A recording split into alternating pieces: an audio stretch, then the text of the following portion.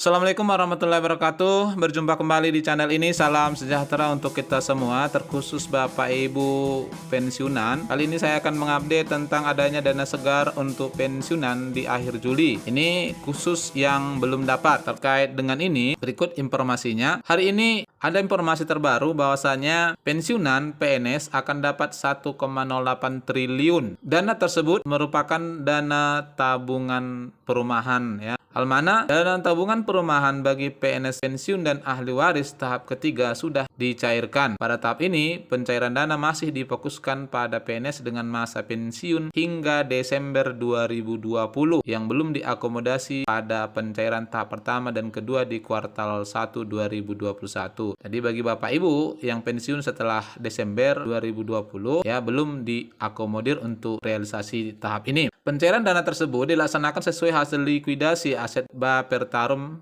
PNS yang diperhitungkan sebagai saldo untuk setiap individu PNS. Nah, ini memang banyak dipertanyakan oleh Bapak Ibu pensiunan. Ini misalnya Bapak Ibu yang nanya, maaf saya mau nanya, saya pensiun Juni 2018, saya dapat tapera enggak? Yang mana setiap PNS yang sudah menabung di tapera, maka setelah pensiun itu harus dikembalikan kepada PNS yang sudah pensiun tersebut. Sesuai dengan Peraturan Menteri Keuangan Nomor 122 Tahun 2020 tentang tata cara pengalihan dan pengembalian dana tabungan perumahan pegawai negeri sipil, pencairan dana taperum baik untuk PNS pensiunan maupun ahli waris dilaksanakan paling lama 3 tahun terhitung sejak BP Tapera menerima pengalihan dana dari tim likuidasi pada Desember 2020 lalu. Komisioner BP Tapera Pak Adi Setianto menyatakan BP Tapera berkomitmen untuk bekerja cepat dan tepat agar proses pencairan dana kepada peserta dapat direalisasikan sesegera mungkin. BP Tapera telah mencairkan dana sejumlah 1,58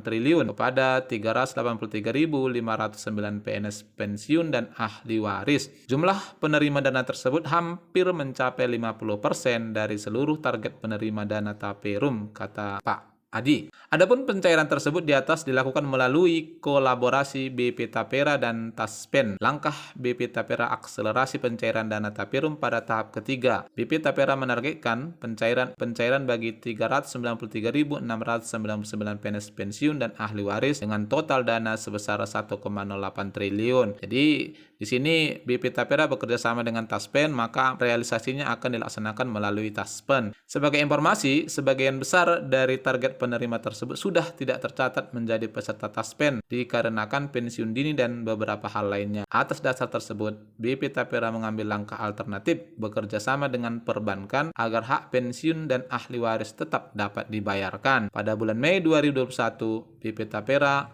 menandatangani perjanjian kerjasama atau PKS dengan BRI, di mana BP Tapera menempatkan dananya untuk dicairkan kepada target penerimanya yang tidak tercatat sebagai peserta Taspen. Jadi Bapak Ibu yang tidak tercatat sebagai peserta Taspen bisa menerimanya melalui Bank BRI ya. Ini nanti bisa komunikasi tentunya. Dengan segala kerendahan hati saya menyampaikan bahwa dalam prosesnya BP Tapera menghadapi beberapa tantangan seperti verifikasi data, proses penghitungan saldo beserta pengembangannya, serta penjajakan kerjasama dengan perbankan. PKS dengan BRI pada Mei tahun ini merupakan upaya BP Tapera dalam percepatan pencairan dana kepada para pesertanya. Disebutkan lebih lanjut, seluruh dana taperum sudah dialokasikan ke BRI. Di tahap awal pencairan, BP Tapera menyerahkan data sejumlah 370.616 atau sekitar 90% dari total target, dengan detail sebanyak 248.477 PNS pensiun dan 122.139